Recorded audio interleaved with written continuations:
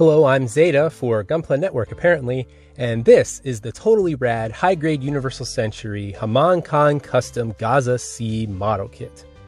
This video is brought to you by Canadian Gundam. Be sure to use the code Gunpla Network at checkout to save 10% off of your entire order. Now before we start the review, I just want to talk about the 1980s for a moment. The 80s were a golden age of mechanical design. Was responsible for creating some of the most elegant, sleek, and beautiful mobile suits ever created. Like my personal favorite, the Zeta Gundam.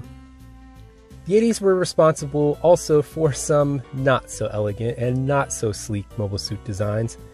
In fact, some weird mobile suit designs, some ugly mobile suit designs. And the Gaza C kind of falls into that latter category. It's a little weird and quirky and kind of ugly, but still quite charming. It's most definitely a product of its time. And the model kit, originally released in 2006, is also, for better or for worse, a product of its time. So let's take a look at it. Now, the first thing you'll notice when you look at the Gaza C is the coloration. This pale lavender, the bright purpley pink, green accents, mustard yellow piping, and the gray inner frame scream 80s mechanical color theory. And it's definitely an 80s mobile suit.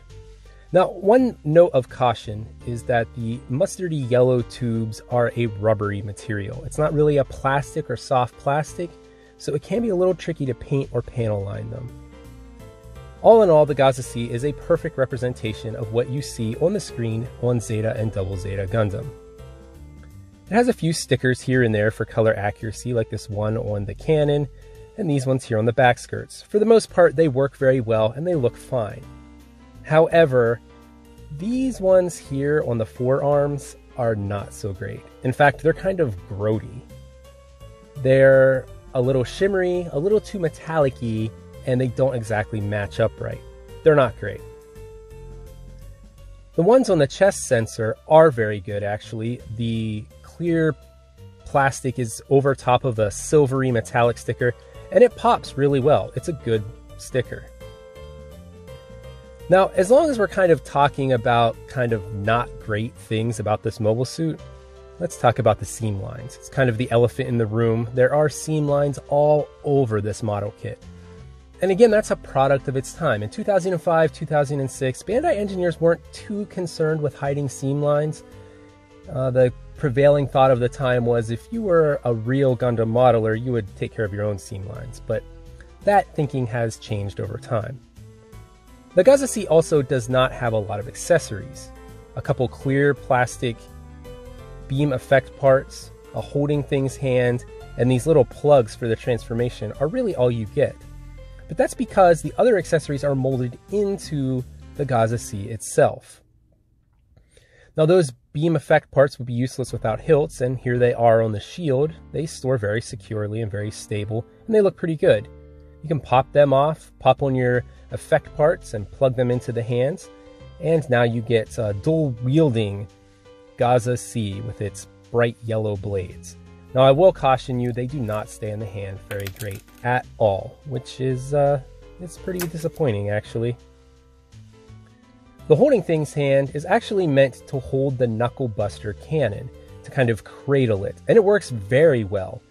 And the swiveling joint on the cannon helps you to get it into some more dynamic poses, although it's not the most posable mobile suit model kit out there. But it's well enough, it works good. So let's take a look at it. The head doesn't rotate much at all, and that's fine. This is kind of like the Leo, the head's not really supposed to move. The arms will give you a full 360, the shoulders lift up that far. There's a neat little cut joint above the elbow, and the elbows will bend up 90 degrees. A rather interesting choice to have shield binders attached to the forearms is, again, a product of the 80s, but they spin around 360 degrees, as do the ball socket wrists. Again, that Knuckle Buster cannon will move up and down and swivel left and right, giving you pretty good range of mobility. And the very neat thing is that you get a chest or waist swivel.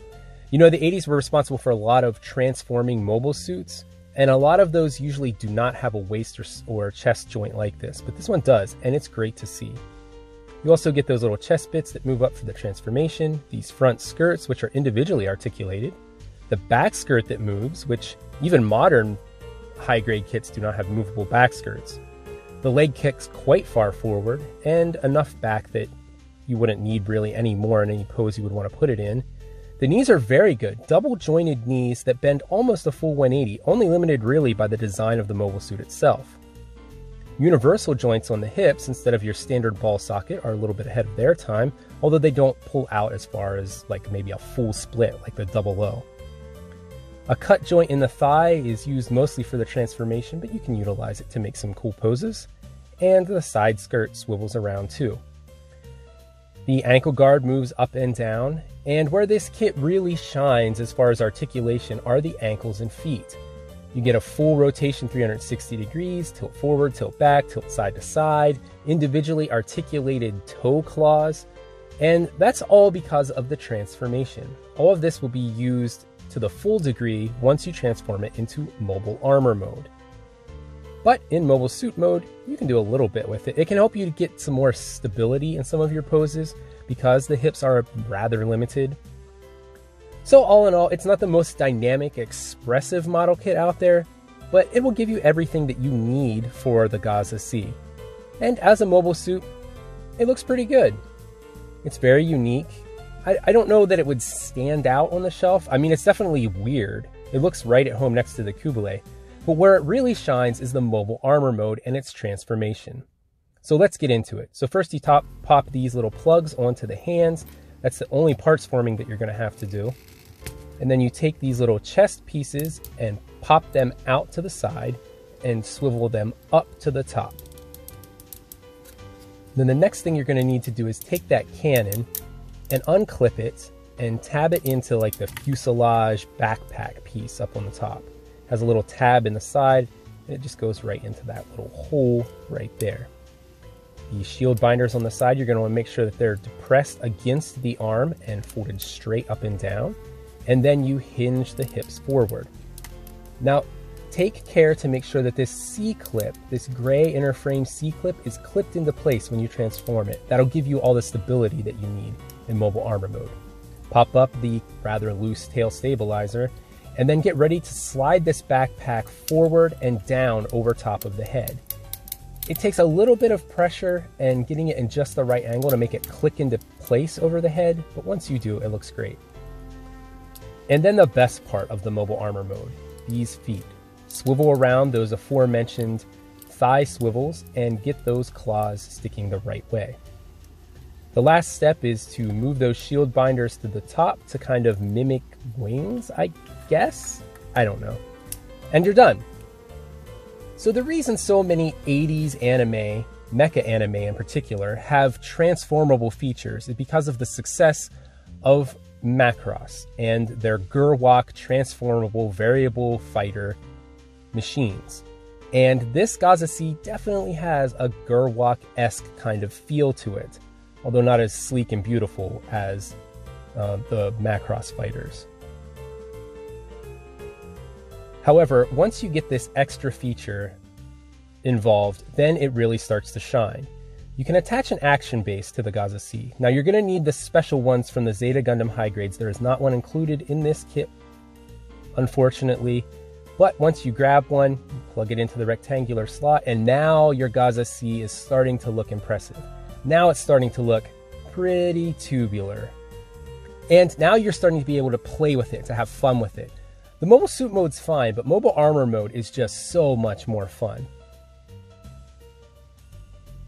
And again, while the Gaza C isn't like the most dynamic, expressive model kit out there, once you get it in the mobile armor mode and you get it up on a stand, you can pull off some pretty cool looking features. It took me a little while to get into this pose, but it looks pretty good. And if you like your weird bug-shaped mecha, then the Gaza C is for you.